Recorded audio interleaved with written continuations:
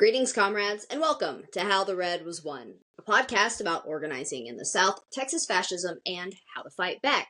I'm your host, Jen Big Nasty, and this is just your reminder that if you love this project as much as I do, you can help fund it. I do have a Patreon under, the name of the podcast, How the Red Was Won. And if you would like to help me pay for editing materials and maybe eventually a laptop, imagine that, you can subscribe. You do get a little, some perks when you do that, extra episodes every 2 weeks, and early release episodes. So thank you for your support. Today, I have another in-person, in-house, in the little red corner, interview. This is Comrade Halen. He is someone I've known since 2022 when he joined CPUSA. I actually did his interview over the phone. But we're not here to talk about CPUSA. Halen has been a member of the IWW, the Industrial Workers of the World, also known as the Wobblies, since 2019. So he's been involved in that organization for pushing 6 years now. And specifically what he does for them is labor correspondence, and he will explain to you guys exactly what that means. And we're also going to talk about just like how to organize your workplace. If you don't already have a ready-made union, if you join UPS, you can just jump in on the Teamsters. But if your workplace does not already have a union, he's going to explain to y'all how you can form one. So, Halen, welcome. Thank you for being here. It's a pleasure. Absolutely. As Jenna said, I'm a member of the IWW. I've been a member since 2019. I helped, I was a chartering member. I helped formulate the Austin branch here in town back when that was a prospect. Essentially what I do for the most part is just take in and listen to people talk about how they want to build a union at their workplace. And I just sort of give them the basics, tell them how it is you can get started, how it is you can do it, and that's pretty much a lot of what I'm going to be doing today. Right, nice. So Austin did not have an active chapter until 2019. I think there was a whole fiasco, like there is a lot with lefty organizing and branches and stuff. I think there was one, and then it went belly up. So same sort of stuff that we went through. Right. Twice, I guess. Oh man, but infighting. Yeah, it's fun stuff. Yeah. But so essentially, the etiquette or like the formality of how it goes is someone will request to talk with a labor organizer from the IWW. That'll make its way to the various chats and chains, emails and whatnot, and someone will pick it up, set a time for a first meeting. You have your first meeting, you're like, look, this is what we do. We help you, we arm you with knowledge and information, funds if necessary, if available. What we don't do is organize for you. And that's the key part, really, is you have to, lots of information is key, but you have to be able to apply it and utilize it. You don't just show up at the Alamo Draft House and do it for them. No, absolutely not. Or anywhere else. Yeah. But we show up to I've been to quite a few of their in-house committee meetings after they have formed their committee. And, I'm just there like, hey, you'll need funds for printing things. You'll need whatever it is. You need information put out. You need things related to, because we'll keep in correspondence with the greater organizing network and the greater organizing branches and whatnot. You help. You said something about funds. You do help fund some of the printing and stuff. Oh yeah, for sure. Yeah. Any union that's putting requests through us and whatnot. The ATX branch, our treasury, we have that's available to us, and we can dog ear and mark out things to help funds and organizing efforts. Is that where my dues go? Some of it, yeah. Some of it. Nice. There actually is a breakdown of where your dues go. Yeah. For the IWW, which is very nice. I'm definitely not as active as I should be in that organization. I'm not as much anymore, but pay dues, field leads whenever I can see them, and it's and I have the time, because it is a time thing. But you also have to keep in mind that a lot a lot of people won't even show up to the first meeting, Mm-hmm. or campaigns that I've been on. Like I was on a potential campaign for Trader Joe's for a good few months, and then they left. The main contacts just left and got a new job, Wow. and then it was like, And then okay, it fell well, apart. yeah, I was like, well, I'd love to help the other people, but I don't know them, and they didn't contact me. Right. Like, there's only so much you can do. Yeah. But on the note of what you can do, we can start with the core of what it's all about, what organizing is, and that's solidarity. Working people. Yeah, absolutely. We got to be there for each other because we only have one real option in today's economy. We have to resist.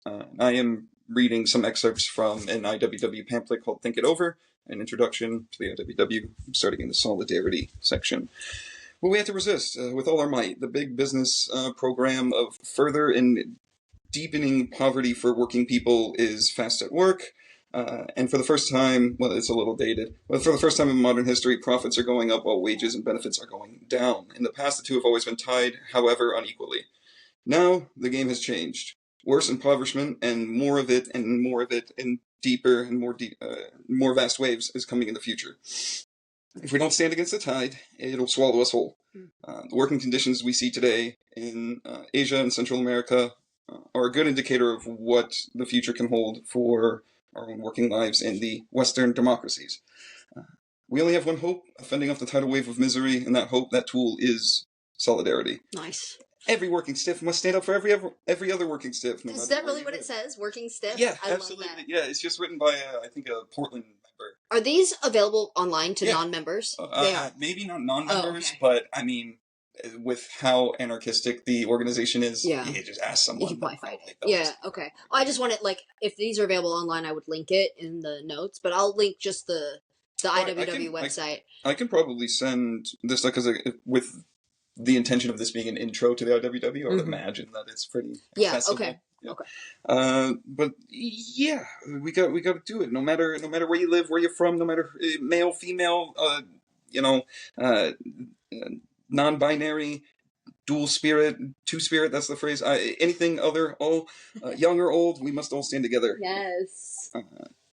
And the way to do that is direct action, which is a core of actually getting the things you want done after you're done talking about and figuring out that you need to do it. But it can be defined as any tool, tactic, or strategy that you can control yourself and harms the boss's means of acquiring profits. Ooh. The first time you gave one of these to when we were still CPUSA. Yeah. You gave one of these little intros, and I was just so I'm going to turn this on me really. I was so impressed by the radicalism of the organization. And especially if you compare it to the other big unions like the AFL-CIO, the Teamsters, the auto one, whatever that's called, UAW. Yeah. And again, if you have the option to join one of those, you should. Yeah, absolutely.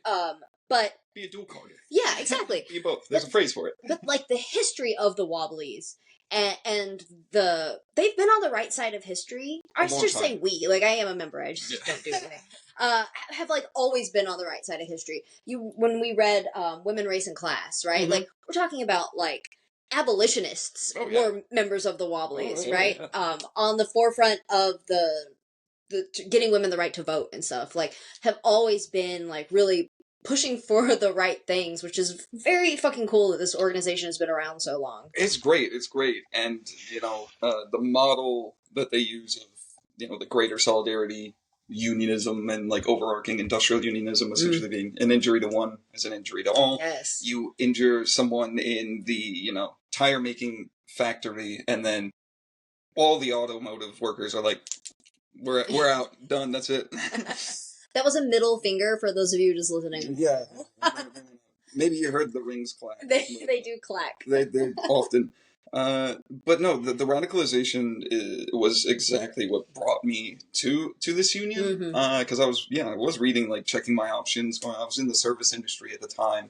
I was looking at hospitality and stuff, and then it comes up, and I'll get to it, is that the opening of one of the next sections, or that I'll get into. I'll just skip to it now because it can. But yeah, we'll backtrack as well. But the working class and the employing class have nothing in common. That's in the preamble of the Constitution of the IWW.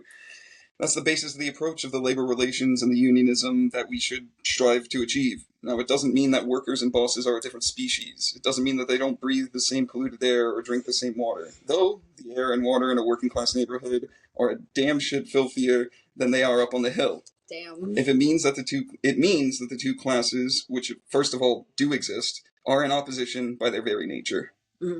And that's pretty much it. That's for there. And the last thing that I want to cover, the excerpt from Think It Over, is in the wobble is a verb. And for those not familiar with the jargon, the IWW, or the Wobblies, they have a phrase and nickname, internal nickname for themselves, the Wobblies. The origins are mixed. It's hard to really say where it came from, but this passage puts a little more light on it. Wobble is a verb. The essential value of a union lies in what it can do for you and yours and for your class as a whole, and what you can do with it, how you can use it to do what you need to do. To do is a verb, and action is what we are talking about. When we come together on the job to address our common problems with a shared strength or our common actions, we are doing something. We're not talking about it, though that is very important.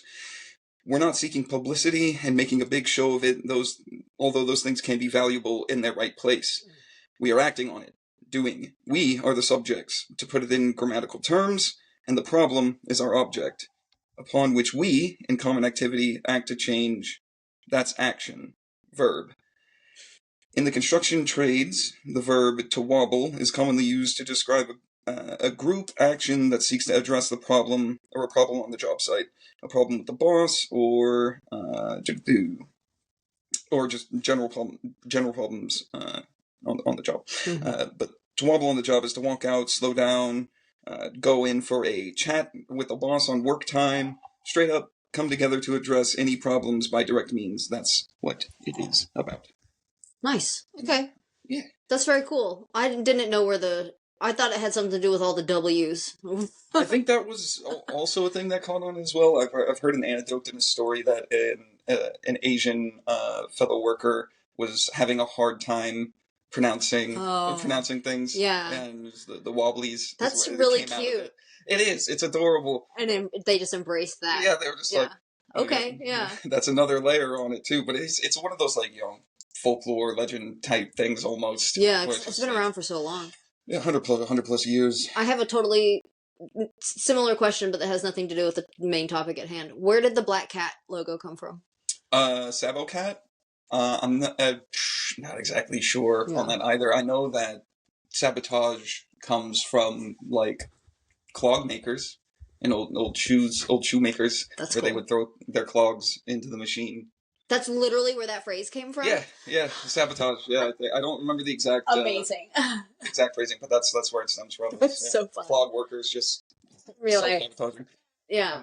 Wow, that's very cool. It is a good logo. I have a friend that said he wants to get it tattooed, and I'm like, you have to join the union first. You can't just have stolen valor. Yeah. Plastic card. The Austin's logo, we elected for a little flock of grackles. Oh, I love that. Yeah. That's what our little Discord little badge is. It's so small on my phone, I can't tell. That covers Think It Over. Okay. Basics of organizing is sort of what I was going into next. Yes, that's the big thing I wanted to talk about. How do you do the thing? So I guess the groups that you personally have worked with in town, you did do some work with the Alamo Draft House. And other groups that have been working. I don't know if the Wobblies helped the Via 313. You did? Okay. Yeah. So if I am a worker at one of these places and I'm like, I'm getting screwed over. Mm-hmm. I think we should form a union, and I get a whole... It's like, these people don't actually have to be members of the IWW, right? No, absolutely not. You guys just help facilitate. Yeah, for sure. And I mean, of course, the more members that you have organizing, more fruitful your efforts are going to be, just because everyone's on the same page and whatnot. Right. But of course, by no means, I mean, I think the textbook way that we like to define a union in the IWW is any 2 or more people working together to make their workplace better. That's it. And then that's it. You don't have to be anything else. Okay. Now, to be officially recognized and Right. all that other stuff, sure. You can go deeper on it. But that's kind of where a lot of the problems are. Like I remember with the Amazon in New York, they were just like, it was all voted on, it was all great, and the Amazon was just like, no. I don't recognize it. Yeah. And they can just do that because labor law is not our friend, it's the boss's friend. Yeah, even in a blue state, like, it's harder here, I assume. I mean, you'll find time and time again, most of it is just talk to people, but it's a little more nuanced than that because it's they're guided conversations there. You want to essentially be guiding them and leading them towards the idea that this collective action, direct action, and moving all together is the way we get it done. Mm-hmm. But some basic principles, successful organizers can follow some important principles here. A lot of P sounds. So many P sounds. A lot. 1, question authority. Organizing begins when people question authority. Someone asks, why are they doing this to us? Why, how are they doing it? Is it right? When you should, encourage people to ask, who is making the decisions? Who is being forced to live with the decisions? And why should that be so? People should not accept a rule or an answer simply because it comes from the authorities, whether that authority is the government, the boss, the union, or you. Well, the anarchism coming out here. I like that they include the union, though. It's like, hey, we're not maybe always correct. Yeah, no, exactly. Yeah. Which is great. You should. And an effective organizer encourages coworkers to think for themselves as well. The next, so the big, or there's essentially to put it down into quick terms there was question authority. And the next one is talk one-on-one. Almost every experienced activist agrees that the important thing about organizing is personal one-on-one discussions. Leaflets are necessary, meetings are important, rallies are wonderful, but none of them will ever take the place of one-on-one discussion. Frequently, when you have listened to a coworker and hear what's on their mind, you can win them over a little easier. Because, who doesn't like being personally appealed to? Right, and that goes for, literally any kind of organizing. Yeah, oh, for sure. In any case, you got to talk to people, for sure. But don't think you have to do it all yourself. Right. Because this next part will help find the natural organizers and instigators at a workplace. Every workplace has its own social groupings of coworkers and friends. Each group has its opinion makers, its natural organizers, instigators, and leaders. They're not always the loudest or the most talkative, but they are ones others listen to, and, they can be very, very helpful. But it's in it a little later, too. But it's part of mapping, which is the back half of this pamphlet. But it's just, be careful when you're doing it, too. Right. Because, you need to know what's their proximity to management, how pro or anti-union are they. So before you're, going and be like, we should organize, there's a whole, talking, testing the waters phase, and that's what mapping is as well. Okay. But, I have a friend that is a flight attendant for Delta, and Delta is the only large airline that does not have a flight attendants union, or they're not members of the flight attendants union, because Delta has been fighting so hard against it for so long. And he's actually gotten himself in trouble a time or two for trying to organize. But it's interesting to me just the way this works, because there are thousands of flight attendants, and it's rare that you see the same person twice. That's good. And so it's made it more difficult for this, right? And he gets an opportunity to talk to a lot of different people. But you don't know the answers to some of those questions. And you never will. Right. Yeah, that's the thing. But he wears the pin, and so tries to use that to spark conversation. Yeah. There are a lot of ways to do it, but with flight attendants like that, when I was mapping out the window, you don't have a workplace map. It's just crazy, but but it is good into the next part, which is getting people involved in activity. It's even if it is just a prodding conversation in passing, getting people's minds towards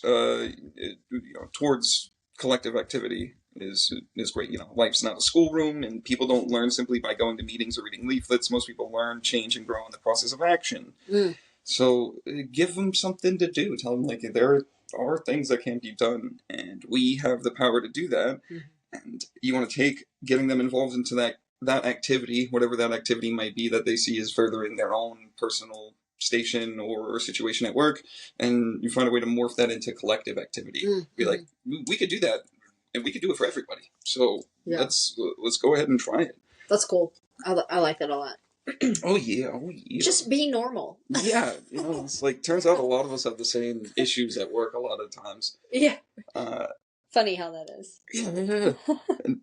But essentially, if you're getting started like that, keep those things in mind. Talk to, you just start talking to people, test the waters and all that. And while you're doing it, you want to be maybe taking notes. You want to be recalling this information because it's going to help you in the next phase, which is physical and social mapping, which is exactly what it sounds. You map your workplace with a physical map, if applicable, if you work in an office or whatnot. Where are people having more loose conversations? Where are people, where does the boss eat lunch? Where is the boss's office? Where are passing areas that people converse and whatnot? And so the physical map is exactly that. Keep in mind, where you can put that passing conversation or that passing remark to hit someone to be like, oh, this is messed up. You should talk about it later, or whatever it might be. Social map is a little more complex, but same sort of idea. You want to sort of just get connect with your coworkers, figure out the things they like, their personality, the life that they live and whatnot, and then you can start. As funny as the imagery is, you start putting the lines between people. Literally the mapping. Yeah. So does this include things like happy hours? Like, a lot of businesses do that, like maybe an official one, no, but like... You just sort of want to be careful because we want to be as inclusive as possible, because if people are in recovery or... That's true. Yeah. But just use your better judgment. It's like, I don't think it's a bad idea, personally, but it's not something that the organization... pushes. In fact, do the opposite. Really? Don't meet at bars. Don't try to organize labor at bars. Yeah. So it's like, it's a situational thing, because it is a lot easier to just be like, because that's a socially acceptable thing. Right. Well, if you're doing it anyway and going to this place and hanging out after, like, every Thursday we do this, then maybe organically it does come up. But absolutely. But maybe not planning on doing it. Right. Yeah. Exactly. Okay. That makes sense. But that's basics of that. But yeah, with social mapping, it's just like, who's got kids? Who has to take them to daycare in the morning? And how can we take that through line between all these people and get them in the same headspace to be like, no, we can do this, and we're doing it so it benefits all of us who have the children and the childcare, and then that can expand and get grow exponentially. Yeah. I like. Okay, that makes. I know that when I was watching all of this stuff with that Amazon in New York go down, they were standing like technically off of the property and getting people at like red lights. Yeah. That coming on, like, going to work that way, because like they couldn't stop them because they weren't on the work property. Yeah, it's their personal property and public property and all that. So just join the picket line. Yeah. Fair enough.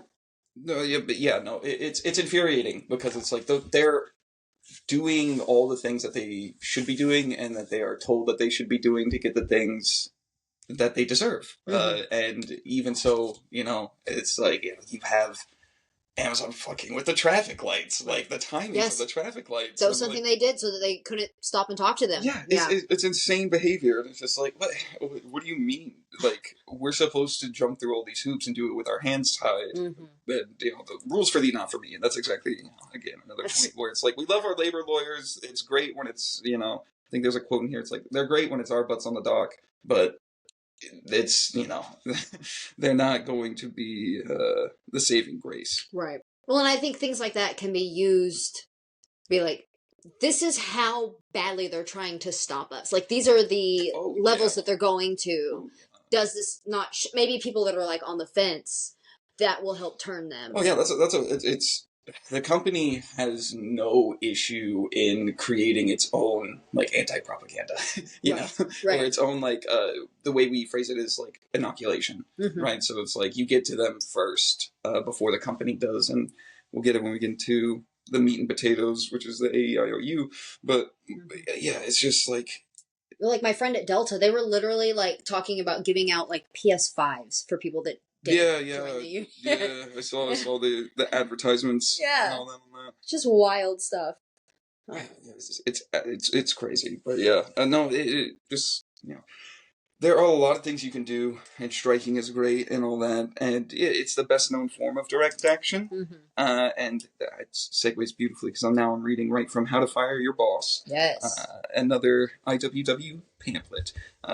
But the best known form of direct action is a strike, which the workers simply walk out of their jobs and refuse to produce profits for the boss until they get what they want. This is the preferred tactic of the AFL-CIO union officials, but it is one of the least effective in the ways of confronting the bosses. The bosses, especially at this point, with their large financial reserves, are better able to withstand a long, drawn-out strike than the workers are. In many cases, court injunctions will freeze or confiscate union strike funds as well. And worst of all, a long walkout only gives a boss a chance to replace striking workers with scabs. Workers are far more effective when they can take direct action while still on the job. By deliberately reducing the boss's profits while continuing to collect wages, you can cripple the boss without giving some scab the opportunity to take your job. Direct action. There's another definition here, but I already hit that. There was like going through and compiling the notes. They're like, direct action is this, and also this, and this. It's like, it's a lot of things. It's just doing the thing. It's just exactly, the two words, direct action, sum it up, pretty much. So you mentioned this before we started recording about freezing strike funds. Yeah, I just read that straight from here as well. That's in this pamphlet. Yeah. And so that's, like I said, we talked about this off mic, but I wanted to kind of reiterate it again about how they have this power to attack your bank account, essentially, and freeze those funds that you have specifically raised so that you can take however long it takes to strike. No, absolutely. I think a lot of the times, especially with the IWW, because I don't think it's formally recognized by labor boards and whatnot, and how they would get them in the past was racketeering. So the same way that they got like the Stop Cop City defenders and stuff like that, they'll just superfluous and bullshit charges to throw around and just be like, well, it's tied to this now, so boop. If they don't confiscate, they'll freeze it at least, Okay, and straight just call you a terrorist and say you're... Yeah. You're attacking Capitol, terrorist, and it's like, well, okay, but all right. But there are other ways to do it without being labeled so quickly as a terrorist. Sneakier ways, exactly. In the same vein as the strikes, you've got, sit-down strikes. The same thing, but you don't walk out. You're doing it on the job. You're sitting down there. And it doesn't have to be very long either. And if sit-down strikes are intended to be timed and put at the right exact moment for it to cause the most amount of disruption. Okay, that's cool. So, everybody you don't walk out. It's lunch rush. Oh, okay. Everyone have your smoke break. Yeah. Everyone take 5. I fucking love that. Yeah, that's and I worked in restaurants for so long, and the idea of just saying fuck it on the lunch rush and everybody going outside and smoking is amazing. No, exactly. It's the same thing. And that's in the same vein as a slowdown too. Yeah. Which is if you don't feel comfortable just straight up walking out, just fucking work slower. Yeah. Just take longer to do the thing. And that's just as effective. Oh my god, I love that so much. Yeah, I mean there's this I love there are so many viable and effective methods of direct action that you can do while on the clock, feign ignorance, and they can't do much about it. Sure, they can fire you, and that's something we cover in it as well. It's don't be afraid of that, because they can always just do that. Especially they can always just do that. They can always just do that, especially here. Whether you're working or striking, or if everybody else around you is slowing down, and you're like, I can't do this. I'm going to bust my ass. You're all going to get fired. Oh, yeah. So it's more important to have that solidarity than to... I mean, and that's the hard thing, is because, we live in a country that doesn't have guaranteed health care, or housing, and so isolated. it's so terrifying to people. Yeah, They're just like, I don't want to lose the few crumbs I do have. And it's just like, no. If this goes well, though, dude, we're not coming for the crumbs. We're getting the whole. We're getting the whole nine cookie, course. Man, you get the whole cookie. Not just the cookie. Fight. We're gonna get the whole fucking 9-course meal. We're taking the kitchen. Bro, you get appetizers. Yeah, what do you want? You can get back there and make it yourself. Like, let's go. Yes. Oh, that's awesome. Yeah. But the greatest guide and essentially the heart of your organizing efforts are going to be these one-on-one conversations. It's always going to come back to listening and hearing out your coworker and really getting at what it is that really riles them up about work, because everyone has that one thing. Everyone's got something. No matter how chill the line, someone is. The line cook was a bad example because I've never been a chill line cook. Yeah, no, there is. It's like, why are you here? But you essentially you just follow very nifty, and a lot of organized-minded people will probably be familiar with it already. But just simple vowels: AEIOU, and it's acronym. And it's agitate, educate, inoculate, organize, and unionize.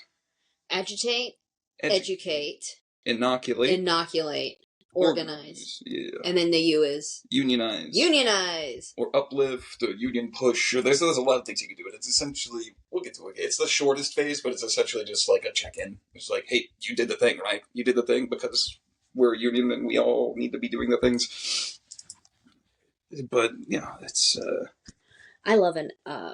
is that called an acronym? Yeah, I love an acronym. It is absolutely an acronym. We'll start... I was thinking mnemonic device, but that's similar but different. Yeah. I mean... It's kind of the same. Potato. Whatever, we'll take it. Is that one too? I don't know.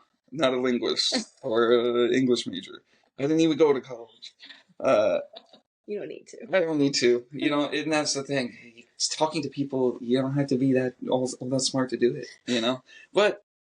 Well, in fact, I think a lot of the problem with people, and this is not to knock on, highly educated people, but especially, liberals with a degree tend to be very, condescending towards, what they consider lesser jobs and working class people. How much better do you want it? You're just flipping burgers. Yeah, that kind of shit. You're ordering it, dude. What do you mean? You want the burger or not? Exactly. You want me to be good at it? Then I need to be incentivized. You want a good burger? I need to be incentivized. Yeah, otherwise I'm wiping this bun on my butt. It's like, I haven't cleaned this stovetop in 8 hours. It's like, it's been busy the whole time, so what do you want? We're understaffed. It's just how it goes. But they'll still eat the fucking greaseball burger anyway, And getting people that maybe aren't even at the workplace to support the union, not to cross the picket line and still go into the Starbucks or whatever it is a big thing, yeah. We've made a decent amount of progress on that front in the last, decade, since Bernie entered the election cycle and all the talk. And fuck, it has been a decade. It was 2015. Yeah, it's crazy. It's insane. But yeah, I mean, a lot of the population is, more warm to it. But yeah, it's one thing to be warm to the idea, right? And then it's another thing to actually not cross the picket line, right? Whenever you really want your latte. Yeah, exactly. And that's part of that mapping period earlier is along while you're doing it. Yeah, you're gauging people. Yeah. You're saying how pro-union, how anti-union, yada. And of course, that's a scale. And like we just touched on, being verbally and vocally pro-union, but still crossing the picket line, that's different than being somebody who is on the fence, right? Because it's arguably worse, because you say you're with us, but you don't. Actions and words. Old actions and words. Contradictions and shit. It's like they drive our existence or something. It's crazy. But the meat and potatoes of one-on-ones, and when you are in sort of that space, when you are in a position where you have broached the topic of organizing, broached the topics of there is things that we can do and things we can do together to get it done, and you get somebody to have that conversation with you. This one-on-one conversation, ideally, doesn't happen at work. In fact, it probably shouldn't, because you guys are going to be talking about, hey, fuck those guys. Right. The manager. I hate the manager. Yeah. Fuck those guys. So you probably definitely don't do it at work. Right. But it can be a little tricky to do. But I think we can use a lot of the tools that we have nowadays. I think it's not a bad idea. And some organizers disagree, but I don't think it's necessarily a bad idea to have those conversations like over the phone or via text or messengers or whatnot. But just be careful if it's like your work Slack that the boss has access to. I mean, of course, with all of this, be smart. I mean, you're already in the mindset of organizing. I want to give you the benefit of the doubt that you're not going to do something like that.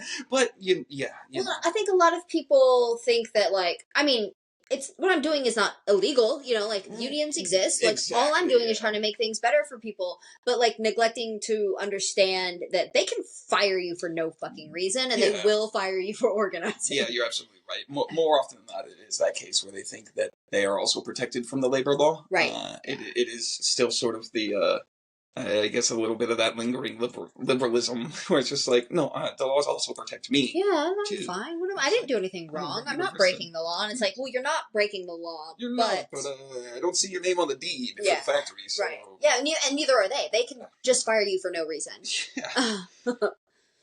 Especially a right to work state like Texas. Oh yeah. And obviously, and this plays into it. It's very easy to get people agitated about work and about how shit's fucked because it is, and it's all crazy. But that is the A in AEIOU is agitate. A, check. Yeah, you want to find out what issues this person cares about and the stories behind why. E, educate, leads the worker to the conclusion that collective action is the avenue in the concourse of action. Inoculate, address the fears that the person has and the ones that they should be having. Organize, ask the worker to do something, and then union push, follow up with the worker to see if they actually did their task. That's sort of just a general overview. I'll get deeper into them and questions you can ask. Because again, it's sort of a guided conversation where you're sitting this person down and being like, let's talk about work and talk about like what's messed up, how we can fix it, all that. Mm-hmm. And if you're going into it with the conversation or going into it with the idea that like you're the organizer, you want to listen more than you talk, very obviously. Mm-hmm. They refer to it as an 80-20, 80% of the listening, 20% of the talking. It can be hard to do that, especially in the educate phase where it's like you have to be telling stories and have to be talking and telling them like, no, this works and can be done and has been done before. But just try to, general rule of thumb, which is a bad phrase, but in any case, 80-20, try to listen more. People will naturally fill silence most of the time, especially when talking about something that's got them worked up.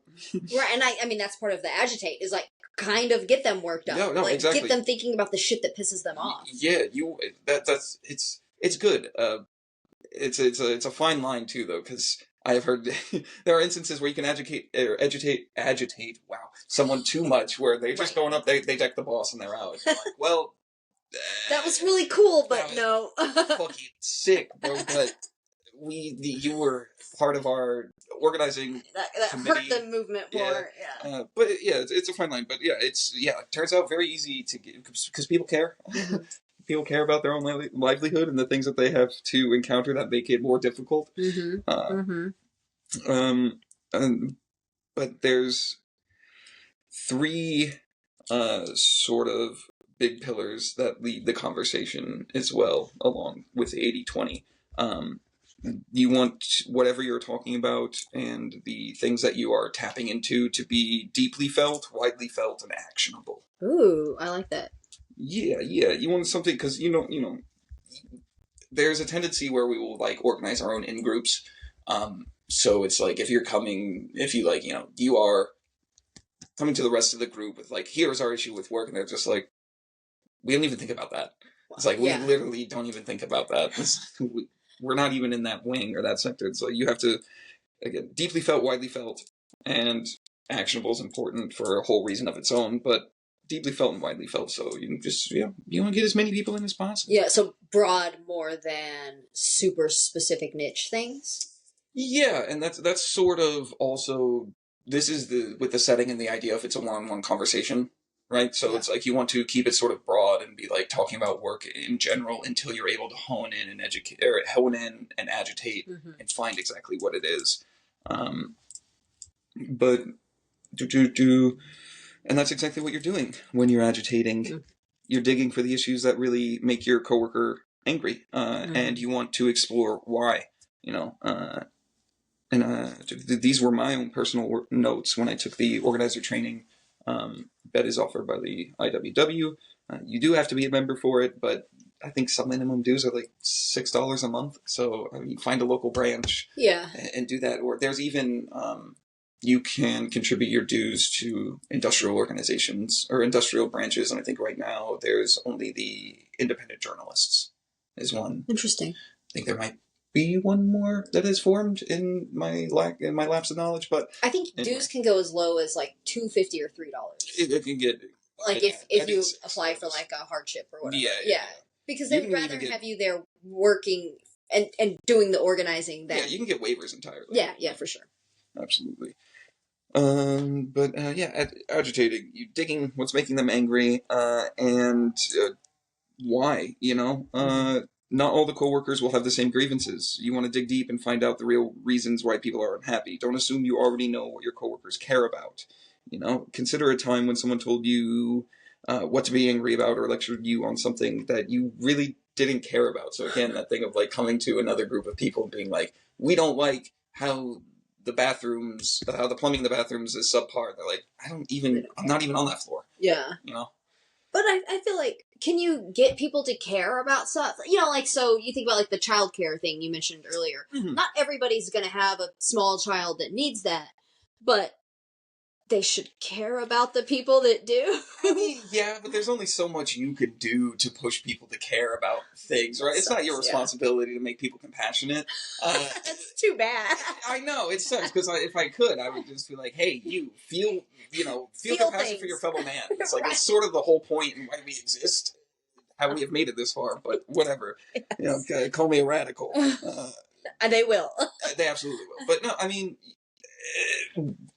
you'll find that don't be afraid to just get the small victories off the bat too, because that's a lot of the times what helps with that is seeing that like, oh no, this union is getting things done and they are benefiting things for not just this group but everybody in total. And that turns out I'm a part of everybody, and so they'll have a vested interest after some time. Revelation. Yeah, right. But how do you discover these motivating issues for your coworker you sat down here? By having 101 conversations. Yeah. But you want to keep an open mind. You're trying to discover the issues, not plant it. I like that. Yeah, don't jump to any conclusions or fill in gaps. Be curious, ask some questions, but it's mindfully with 80-20. Try to flesh out the lived experiences and the situations that they have, and take patience. Sometimes it takes multiple one-on-one conversations to even land and hit that topic to begin with, to even start the whole process. But also when you're listening, be mindful, be relaxed. Don't even if you have like the notepad and you are jotting stuff down, be attentive. Be mindful of your body language. You want people to be receptive and whatnot. Literally just be a normal person. Yeah. Like, don't be aggressive about it. It's like, we need to do this. We need to get this thing done. It's just like, you're either with us or against us. Exactly. Yeah. I mean, chill. It's like, I get it. It is a class war, but it's a war of attrition. Yeah. And if you burn out, it's as bad as never fighting. Yeah, never a fight, But, how do you exactly, be normal. Connect with them first, find the things you have in common. It's a lot easier to vent to somebody when you can relate to them, and it'd be like, no, you get it, when you find that issue though, whenever you do find whatever it is, don't let it go. Like pick at it, follow it. In the example that I was in when we were doing the training, the trainer was worked in education, and she was having a big bond with the kids, but the different zoning laws, and then a bunch of other no funds and shit happened, or classroom sizes are like shrinking and stuff, and that was like really hurting her. And so it's like as off-putting as it can be sometimes to prod somebody when they are in that state, you have to notice that, like, they care about this so much to the point that it is bringing them to, like, tears, or it is bringing them to, like, steam out the ears, or whatever it might be. Yeah. You want to follow it and then poke it and prod it. But again, it's the fine line, because we don't want to push them into hopelessness. We want to push them into action. Yeah, that is a fine line. And it's also something to think about with, like, just general organizing and, like, trying to get people to understand, like, liberation theory and trying to build socialism. It's like, I see so many people just fall into, like, doomerism. Yeah, there was something I saw on it earlier, and I never fallen too much into it, because I hit Camus early in my, like, radicalization and in just general teen angst. And then I was just like, oh no, he's onto something here with the whole fighting the plague. You might lose and you might never win, but somebody has to do it, and that's the right thing to do, and that's what makes us human. And so I was just like, oh shit, what the fuck? Stop. Wait, this is actually about fascism too? Yeah. Oh my god. And it was a lot of things. But yeah, it's an excuse to give up a lot of the time, and a lot of people, like, I get it. It's fucked, and, like, it sucks, and it is easier to give up. It is. Yeah. But, that doesn't change anything, and it doesn't, do you want to pass this hopelessness and this doom on to the next generation and people, or do you want to be the one who breaks the curse? Right. I love that. You gotta, somebody's gotta fight the plague. Somebody's gotta fight the plague. Exactly. But the last section in Agitate is just sort of the questions to ask. How do you get it? How do you get to the people? But general questions. How is this problem affecting your home life? Do you get enough sleep from it? Do you think this is fair? Do you feel listened to? Can you afford an emergency? Just very general. How is this affecting your relationship with your family? What are things you enjoy about your job, and do you feel like you're able to do that enough?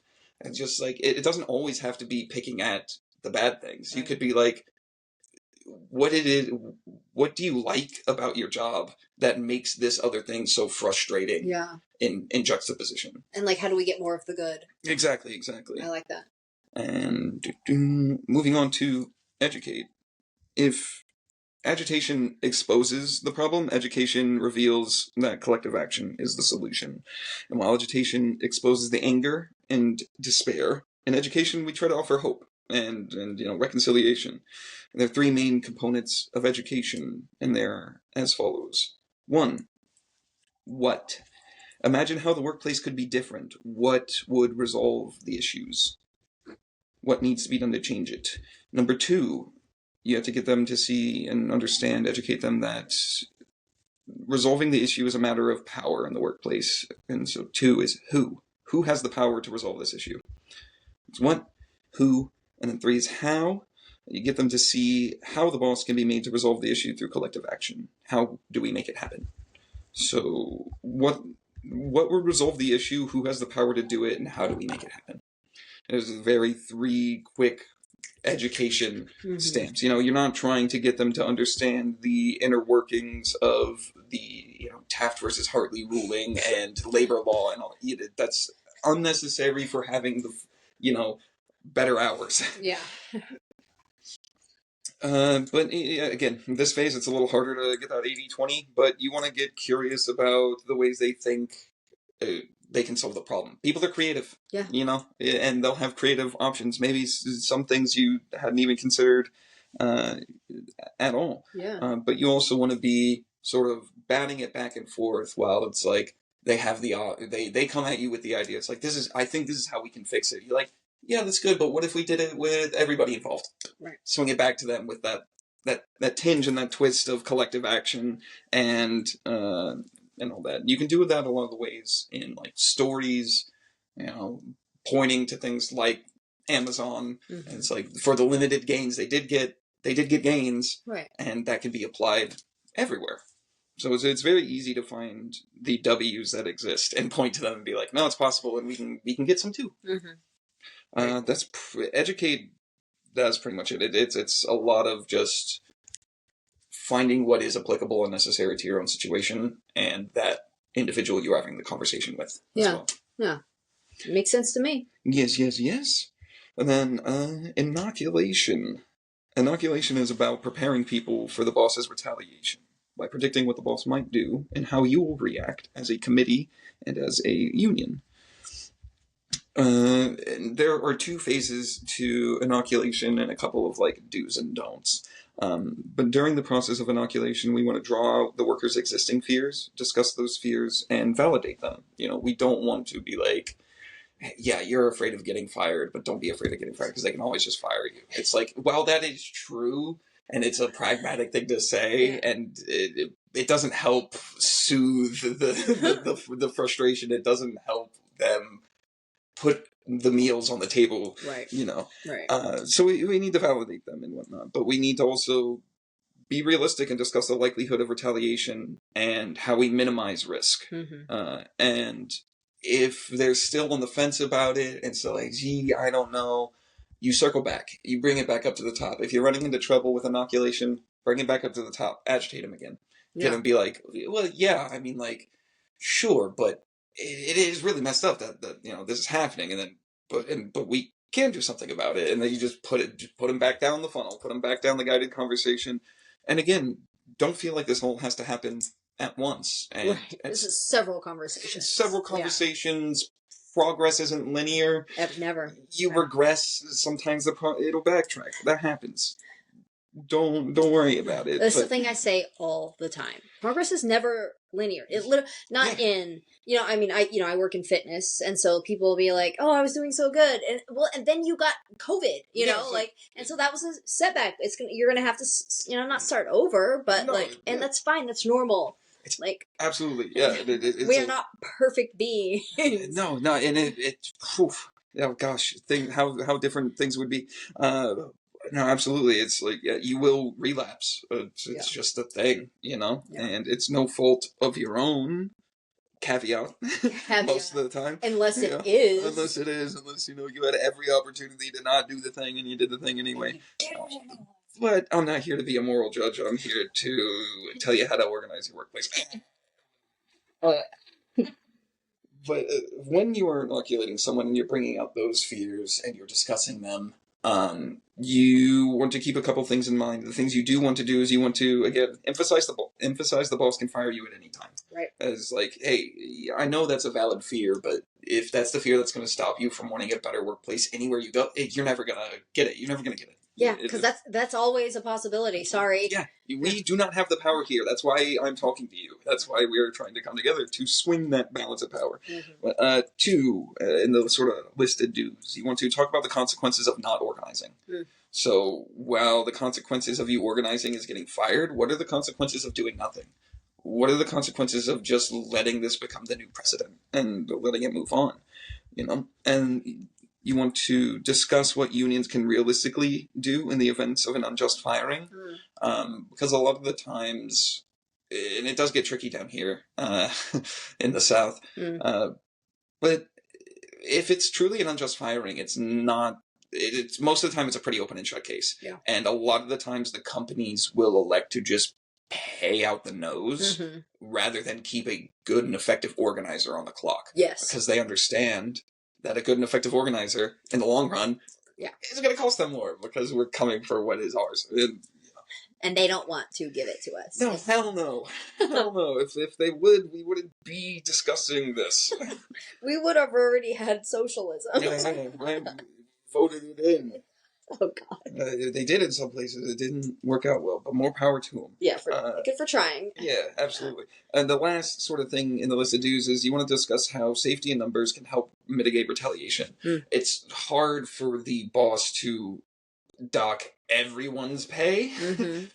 They'll do it, sure, but then again, you've just armed people for more agitation. Right. And that's we're talking about earlier. It's it's a self-defeating cycle sometimes with a lot of the propaganda and the ways that the companies conduct themselves. Right, and that's why they push that propaganda, is to scare you. Yeah. But I mean, anyone who's tapped in can obviously see the impacts of the union busting things against the rhetoric of we're all a family. Right. So it's just it's immediately in their face. Yeah. But while those are all good things to do while inoculating, there are things you definitely want to stray away from and not do, and that's lie. don't lie. Don't lie about things. You know, just if you don't know, say it. Say you don't know. It's perfectly fine to be honest. Yeah. You don't want to guarantee that they can't be fired. Again, That's just lying. harping on that again and again and again. It is very important. And 3, we don't want to invalidate their feels or make them feel like cowards for expressing themselves. Because it's hard to do that, you know? It's not easy to be vulnerable. If it was, everyone would be a lot kinder. Yeah. But shit hurts. It's not easy to be vulnerable. And so, I mean, that's why it is also very important to connect with that person first. To, you know, be able to, maybe not bring down the walls, but, yeah, open the peak hole. Yeah. See what's going on. But some good things to inoculate people against are, like, captive audience meetings. Yes. And, like, just, like, be ready. But, like, if you do it well, you can turn it against them. Because I've seen captive audience meetings get turned into games of bingo, where you arm the workers with bingo cards of the captive audience meeting. It's like the quotes, "We're all a family," and all that, and you do that, bring it in, and the people are playing bingo during the thing instead. And they talk about like union dues. It throws a wrench in all of it. It sort of disrupts that, but it's just a fun thing to do. I love that. But that's a good way that you can like inoculate, and good workers or good organizers who are prepared and can see things like that coming can take a union busting effort and flip the script with good and plenty of inoculation. Oh yeah. So I want to be conscious of the last thing in here, the 3 bosses. You got Glad Boss, the shining opportunist. You know, we're all in this together. We're a family. You know, and these are the reactions that you will get out of the bosses a lot of the times when they find out you're unionized. It's like good cop, bad cop kind of. There's 3. Yeah. Good cop, bad cop, evil cop. Glad Boss, Sad Boss, Mad Boss. Yes. So the Glad Boss, shining opportunist. We're all in this together. We're a family. We don't need a union. We could do it all internally. Then you got Sad Boss. Woe is me. How could you? You'll close us down. Yeah. We're a small place. We can't afford this. You know. And you got Mad Boss. And Mad Boss is also a bit of a dichotomy as well. You got 2 types of Mad Boss. They're either very us versus them, where it's like these people coming in from these outside agitators coming in and messing up our way of work and our bonds and whatnot. Or they will just straight up red bait you. They will just straight up be like, these fucking communists, these goddamn socialists at our job sites. And that's pretty much it. Yeah. But as far as inoculating goes, that's a general, you bring out their fears and then be like, yeah, those are all valid and whatnot, but we have to also keep in mind, you can always be fired whenever, and Mad Boss is going to, you know, we know what he's going to do, so don't give him what he wants, you know, don't play into it. And moving into organizing. Organize. Yeah. When we organize, we give the worker a task, you know. What kind of things can be assigned as tasks? Well, everything that we have discussed up until this point can be assigned as a task. You can assign someone to update or deepen your social map of the workplace. You can have them gather more information and contacts. You can have them conduct one-on-one conversations with other workers. You can have them do literature drops, you know, recording minutes for the committee meetings that you guys have. There are a lot of things to do. There's not a shortage of things to do. Yeah. And usually when people join, you know, they want things to do. Right. They want to feel like they're a part of it, and doing stuff does that. Yeah, exactly. And I think the easiest thing to do, and I've broached on it and touched it a couple times so far throughout the course of this, is assessments. And that goes beautifully into your social mapping and whatnot. But assessments are essentially using as like a rating system, 1 to 6, where you figure out where a coworker stands on organizing as a whole. It's best to make up your organizing efforts and the people who conduct most of the actions and like the committee itself to be 1s. You want them all to be actively supportive of organizing and actually conducting organizing, doing the efforts. That's a 1. That's someone we know they're good, they're helping us, they're doing it. Moving down the list to 2s are vocally supportive or vocal supporters. You know, people who will show up on the picket line, you know, or honk while passing by, or, you know, whatever. But, you know, probably still grab that latte every so often. Right. And whatnot. So it's just like, yeah, it's good. And you're on our side. You help generally. You got some work to do. Yeah. But that's why you're not on the committee. But we're glad to help you out. 3 is on the fence, you know. They say a lot of things, but then, that was real problematic. Hold on, you can't be saying that about our coworker here. you know. And then it's the inverse on the opposite side. 4 is vocally opposed to organizing, then 5 is actively opposed. So they're, And 6 is like the boss. 6 is unsure. Oh. 6 is just, okay. It's a new hire, or they're just quiet, or they're the only one in their department, or whatever it might be. Just someone who's just you're just completely unsure. You just haven't really even tried yet. Yeah, exactly. Okay. But I mean, 5 bosses are always 5. Okay. I mean, most of the time they're actively, they're hiring the union busters, right, and doing all that. And then, last but not least, and the shortest of them all, is the union. It's the shortest one. That surprised me. Uplift. Well, it's essentially just a follow-up. Okay. Follow up on tasks, There are a few reasons why, specifically the IWW, thinks that people don't do something, and these are the ways to sort of help mitigate that and sort of jump in. If we ask someone to do something and they don't do it, it can often just be a lack of resources. And for that, simple, offer help. Yeah. Just be like, we're here to help. You want to do this leafleting and flyer drop, but you don't have the time or resources to go to Kinko's. Ask for help. The union's here for that. We'll do that. We have the funds put aside to print things for you and all that. 2, lack of confidence. We want to, and to help mitigate that, it can be as easy as just doing some more one-on-one conversations, some role-playing exercises, where it's like, just pretend I'm the boss. Say the thing. Do the thing. As goofy as it can be, get over it. It will help you in the long run. Practicing something before you deliver it helps. I can't tell you how much I hate role-playing like that. I'm a theater kid and a dungeon master. Yeah, no, you're all over it. It's my bread and butter. Sometimes it's not once or it's many times a week where I have to sit in my computer chair and go, I didn't think I would have to ever be thinking that I'm in this position where I am a goblin coated in oil sliding down the slide, and I have to think, does he enjoy this? And then act accordingly. It's not about what Halen wants anymore. It's about what that goblin. What does the goblin covered in oil? Knowing his backstory and his history, he's screaming his head off. He's having a good time. He's having a good time. But yeah, we want to role play with them if they have a lack of confidence, and offer a reminder of historical success, and this stuff works and whatnot.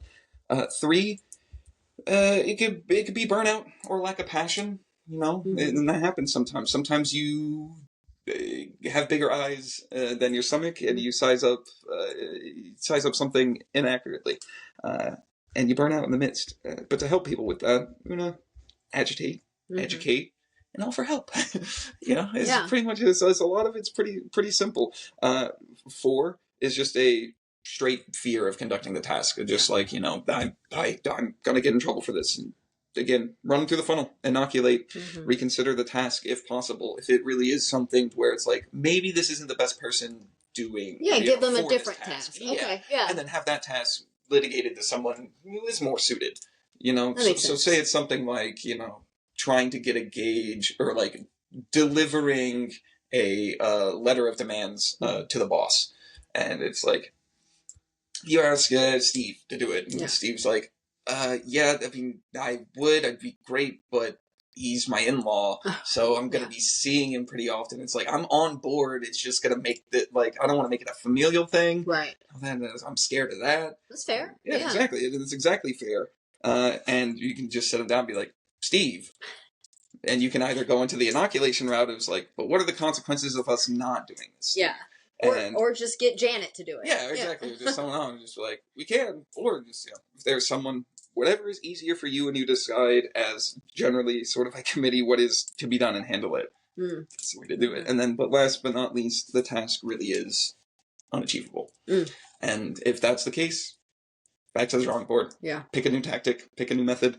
And I mean, that's pretty much the meat and potatoes of one-on-one conversations and the basics of organizing. A lot of it is just talk to people. Talk to people and be like, no, we can do it actually. Yeah. And there are historical precedents to look at, and victories happening all around us.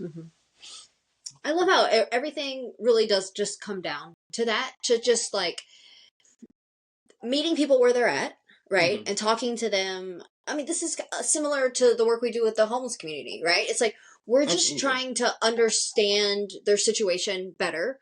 And what we can do, it's obviously, I think, a larger scale than trying to organize like a restaurant or something. Right. Like homelessness is like a large systemic problem, but still, it's like just talking to people and finding out what they need and what their biggest concerns are at the time, and what we can do to help alleviate some of that. Yeah, and like, it as cheesy and like as direct and uncomplicated as it sounds, talking to people is hard sometimes. It can be. It absolutely is.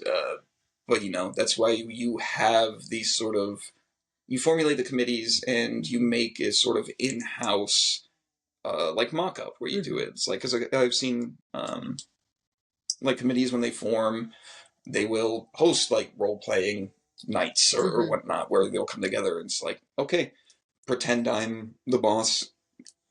Let me have it. Well, keep it. I'm still me. It's Harvey. Pretend. You have a good imagination.